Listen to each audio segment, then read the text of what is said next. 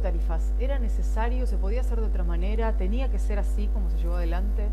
Mira, que era necesario está fuera de discusión. La implementación de cambios tan dramáticos y difíciles no le gusta a nadie, nunca. Nadie nunca va a estar conforme de la manera que lo hagan, sea como sea. Con lo cual, la tarea que enfrentaba Aranguren directamente era titánica. Me parece que lo ha hecho bastante bien, con todas las críticas que han salido, pero con los efectos prácticos está sucediendo. Es fuera de discusión que si hay algo en lo que el gobierno no ha sido gradualista, ha sido con este tema. Pero déjame hablar un segundo de lo que decía Felipe Miguel recién, que me parece lo más importante de toda esta discusión. Generar incentivos a través del precio. Lo único que no me gustó es que van a regalar las bombitas, por el amor de Dios. Borremos la palabra gratuito del diccionario, porque no hay nada gratuito. En vez donde dice gratuito, pongamos gratuito es aquello que lo paga otro y que lo recibe una persona que no pagó por eso. Efectivamente, uno tiene que generar los incentivos para que la gente consuma menos. Entonces aparecen algunos ideólogos que dicen, no, hay que enseñarle a la gente. No hay que enseñarle nada. Usted ponga el precio y cuando vea que es caro, la gente reacciona. Y reacciona el que es analfabeto como el tipo que tiene un doctorado. En este caso no deja de ser también un guiño político a la hora de pensar en aquellos que tal vez van a decir, bueno, el gobierno también me está brindando la posibilidad de tener... Es un guiño político también, no solamente pero si van a dar LEDs, véndansela al costo, pero que alguien pague, que valore lo que está recibiendo. Y efectivamente, a través del precio, mira, si hay que decir algo desde el punto de vista de la crítica a la era anterior, a la era K, yo tengo dos. La primera es que duplicaron el tamaño del Estado como proporción del PBI de 22 cuando llegó Néstor Kirchner a 44 cuando se fue Cristina. Básico. Pero la gente cuando le dicen hay que bajar el gasto no entiende. Ahora cuando le decís hay que bajar los impuestos sí lo entiende. No parece que le cuesta mucho hacer el link, pero no importa. Y lo segundo de todo esto es que intervinieron todos los mercados que había. Cuando vos intervenís un mercado, lo que haces es que destruís la información que transfiere y transmite un precio. Cuando vos a alguien le decís que algo es muy barato, lo que estás transmitiendo es que abunda ese recurso. Cuando vos decís que el gas y la luz es barato, indefectiblemente vas a tener un consumo más allá de lo deseable, porque simplemente la gente reacciona, y esto más allá de que sea argentino, neozelandés, chileno, alemán, da lo mismo. Es un ser humano que reacciona ante un precio. Cuando vos le empezás a mostrar la información que contiene un precio que no está distorsionada, que refleja verdaderamente las condiciones de oferta y de demanda, generas un cambio en la conducta. Y el cambio en la conducta es lo que estamos discutiendo todos. Bueno, vamos a poner paneles solares, vamos a usar LED, vamos a ver cómo sustituimos un consumo y lo racionalizamos. Eso es lo más importante de todo lo que está pasando para mí. Una pregunta para toda la mesa. Cuando uno escucha noticias como la de hoy, ¿no? Vamos a bajar los impuestos y automáticamente atrás viene vamos a regalar los LEDs. Uno se pregunta si en toda esta fiesta tributaria de los últimos años, además de malacostumbrarnos a nosotros, no se malacostumbraron los distintos estados de Argentina. No, es que sin duda fue así. Sin duda que yo creo que esto ya pasó antes en Argentina. Los estados subnacionales, lo que sería, bueno, los subnacionales, todo lo que no es la nación, precisamente, digamos, son los que tienen el gasto más inflexible y una vez que lo suben, después no pueden retroceder. Y bueno, ha tenido que ocurrir en otros momentos de la historia argentina crisis, que entiendo que es lo que se busca ahora que no ocurra. De todas maneras, seguirse lamentando que el gobierno anterior subió de esa forma el gasto público, indudablemente es una realidad que no se puede negar, pero hay que salir de alguna manera. Y yo creo que no hay manera de salir que no sea logrando que la economía reaccione. La economía no va a reaccionar si no bajamos impuestos. Yo hoy decía a unos colegas de ustedes el caso de la Sota. Yo recuerdo haberlo, en esa época yo estaba en Córdoba y prometió una rebaja de impuestos del 30% en una provincia que el gobernador anterior se había tenido que ir porque estaba en llamas, porque no podía pagar los gastos. Es una situación fiscal desesperante.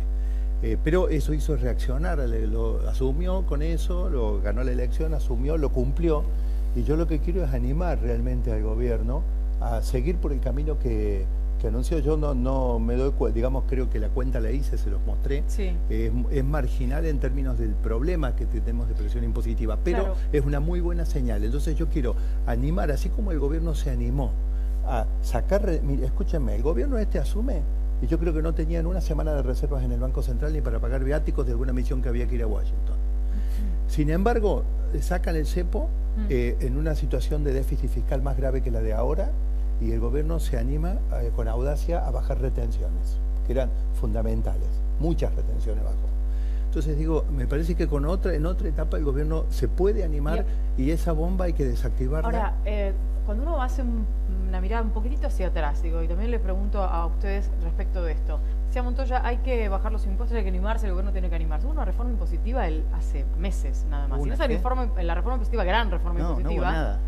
La ley enviada. No, pero se sumaron impuestos. Esa es tu interpretación. La reforma esa no fue nada. Porque... Pero se sumaron impuestos, digamos. Contrariamente a lo que recién estaba diciendo Montoya respecto de hay que bajar impuestos. La reforma impositiva del año pasado fue una puesta en escena. No fue nada. Fue cambiar cosas de lugar, promesas de bajas futuras. Eso no reacciona a nada. Yo creo que Montoya tiene un gran punto. Vayamos a lo que está pasando en el principal país del mundo, que es los Estados Unidos. Trump ha hecho la reforma impositiva más grande de la historia y está haciendo un shock de oferta monumental. Sí, que va a atraer capitales estadounidenses. Mira lo que decía Obama. Si ustedes quieren repatriar la plata que tienen afuera, van a tener que pagar el 35. ¿Cuánto repatriaban? 0. Y Trump dice, mira, el 35 de 0 es mucho menos que el 10% de algo. Así que yo le voy a cobrar el 10%. ¿Sabes qué? Hacen fila para entrar a Estados Unidos. Sí. Ahora, si vos tenés déficit fiscal porque bajás los impuestos y con eso incentivás la economía, por lo menos tenés una luz al final del túnel. Sí, porque si no, ¿para qué tenés déficit fiscal?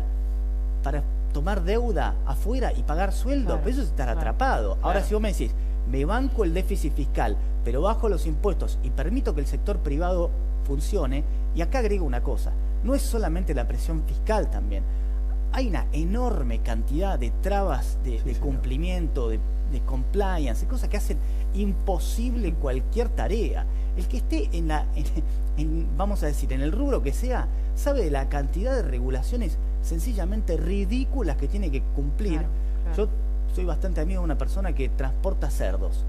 Una persona que transporta cerdos necesita tener en el camión, escuchá bien, 23 permisos distintos para sacar el cerdo. 23 permisos para distintos. Circular en diferentes lugares de la provincia de Buenos Aires, porque cada lugar tiene su...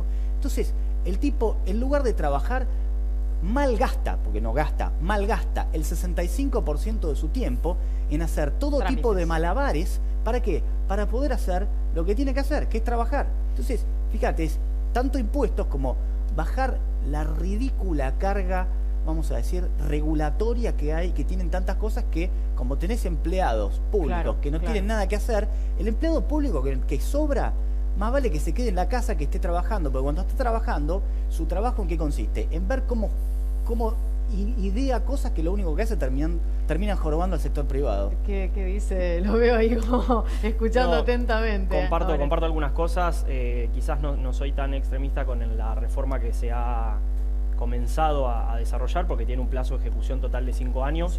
En total, entre lo que el gobierno sacó de retenciones al principio, lo que bajó de ganancias y lo que va a reducir cuando esta reforma esté culminada, son 5 puntos del PBI aproximadamente. Se sumaron algunos otros impuestos, pero cuando es lo que van a recaudar, no llegan a compensar esa cantidad. Hay que entender que el gobierno venía tenía el segundo déficit más alto de la historia económica argentina, con una inflación del 25-30% durante 10 años. O sea, la situación para hacer una reforma fiscal profunda y rápida como el que está haciendo Trump en un país con las debilidades fiscales que tiene Argentina, yo creo que no era viable hacerlo de esa manera. Y además son muy interesantes algunos cambios. Por ejemplo, a mí me parece muy interesante el cambio que se hizo, que se está implementando gradualmente, en la reducción de los impuestos sobre el trabajo, que pone un mínimo no imponible sobre el cual una persona que quiera contratar a un empleado por un sueldo mensual de 12.000 pesos paga 0% de cargas y contribuciones. O sea, 0% de impuestos al trabajo por un sueldo de 12.000 pesos. Y a partir de ahí, por ejemplo, si tenés un sueldo de 20.000, se paga sobre la diferencia. Eso es lo que hace un mínimo no imponible. Eso lo que genera es bajarle los costos a la generación de trabajo y apuntado particularmente a la generación de trabajo de menor salario, que es la que tiene un porcentaje de mayor trabajo negro hoy en la actualidad, digamos. Discúlpame, ¿puedo hacer un comentario? Está bien, pero fíjate, la quita de retenciones a la soja, ya en el segundo año le fallaron. Sí, pero ahora volvió. A partir de enero está bajando de nuevo. Vos hablás de es la proyección que van a terminar las empresas pagando 15% en el año 5. Fantástico. O 25, ¿no? De 35 a 25. Sí. Bueno, el experimento reciente no promete mucho. El primer año le iba a decir, te vamos a ir bajando 5% por año, y ya el segundo año, mirá, ¿sabes qué? En realidad tenemos un problema. Y bueno, viejo, estamos siempre con la misma historia. Cuando se trata de bajar impuestos, estamos siempre con la misma historia. En 2016 hubo un terremoto en Ecuador y subieron el IVA del 11 al 14 por un breve tiempo para recuperar y casi prenden fuego el país. Y del 11% al 14%. Y uno mira a Argentina ese 21%, cuando yo era chico lo subieron a 18%, después lo subieron a 21% y siempre era momentáneo. Y empezó en 13%. Bueno, ¿los políticos escuchan cuando va uno y dice, no. Mira, yo haría, me parece que una buena idea para la clase, para los futuros dirigentes sería hacer una suerte, como tienen algunas grandes compañías, alguna suerte de trayectoria interna, donde antes de llegar a cualquier área de política, primero pasen para recaudar impuestos. Porque yo te aseguro que cuando vos aprendés lo que es cobrarle la plata a la gente, claro, y que te agarren en la puerta de la oficina, en la cola del supermercado, todo, y te digan, vos me cobrás y qué hacen con la plata, me parece que después cuando van del otro lado tendrían más cuidado cómo gastarla, ¿no? De hecho, hay una cosa que yo sé que pone nerviosos a muchos de los oficialistas, pero es como una contribución. Hay que tener cuidado incluso con los rubros de obra pública, porque nosotros estamos con un problema de déficit gemelos. Esto significa que nos hemos pasado toda la noche hablando de gasto público, sí, pero cuidado que nuestra economía está en rojo también en la balanza, en la parte comercial. Entonces, tenemos problemas de competitividad. El dólar además está usando ancla para la inflación, no podés dejarlo correr al dólar para disimular eso. Esto significa que tenemos que trabajar sobre los costos internos, las regulaciones. La verdad que comparto absolutamente, digamos, Estado demasiado grande, están buscando a ver a quién joderle la vida para justificar el puesto de trabajo que tienen. Y eso me parece que serían...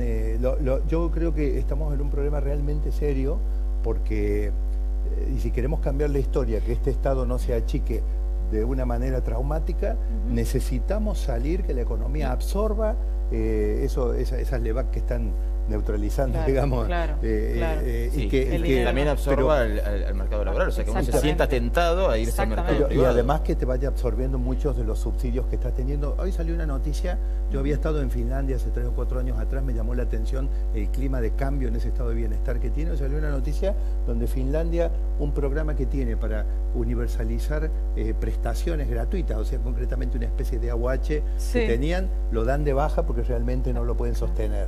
Entonces digo, nosotros a veces, o lo mismo el impuesto a las ganancias, en Noruega hubo una reforma fiscal el año 2015-2016, de 35 bajó al 22. Ese mismo año en Argentina se lanzó la idea de subirlo al 40, claro, ahora... y la dejaron en 35. Entonces nosotros estamos perdidos en muchos temas. Y yo sugiero, si estamos con esa idea de que hay que ver qué cable empezamos a cortar, Lorena, empecemos bajando, sugiero, un impuesto que va a generar problemas, pero que empieza a hacer andar la economía. ¿Qué es cuál? El impuesto al gasoil. El impuesto al gasoil. Porque la producción, la logística, va a haber una rebaja importante de costos. ¿Y cuánto le puede significar al Estado dejar de percibir el impuesto al gasoil que hoy está cobrando? Y bueno, que cobra en largo tiempo, el Estado, bueno, van a hacer yo pienso que se podría hacer por tramos, pero mucho un primer tramo debería... cheque. Claro, mucho menos tramo, que el cheque. Es otra de las cosas de provisorio para siempre, 20.000 millones de pesos, el impuesto al cheque, ¿sabes lo malo del impuesto al cheque? Recauda primero IVA, después ganancias, después impuesto al cheque. Claro. El tercero que más recauda es impuesto al cheque. Gasoil, el señor seguro sabe más que yo, pero el impuesto a los combustibles, si no me equivoco, está quinto o sexto. Sí. Y tanto que se habla de las retenciones, pero la gente no conoce las magnitudes. Las retenciones a la soja, a la minería, no son lo que mueve la aguja. No es lo que mueve la aguja. Y después, los políticos tienen ideas que a veces, realmente, para preguntarle, dígame, señor, ¿usted sumó? Hizo una suma y una resta y no la hacen. Quiero ponerle impuesto al juego, quiero ponerle impuesto a la renta financiera. Gran estupidez. 4.000 millones de pesos recaudan con la renta financiera y espantan ahorro. Eso ¿sabes qué? Eso es demagogia de una clase política que no se toma el trabajo de sumar y restar. Más que no se toma el trabajo, no le interesa en lo más mínimo y lo único que trata es de captar votos.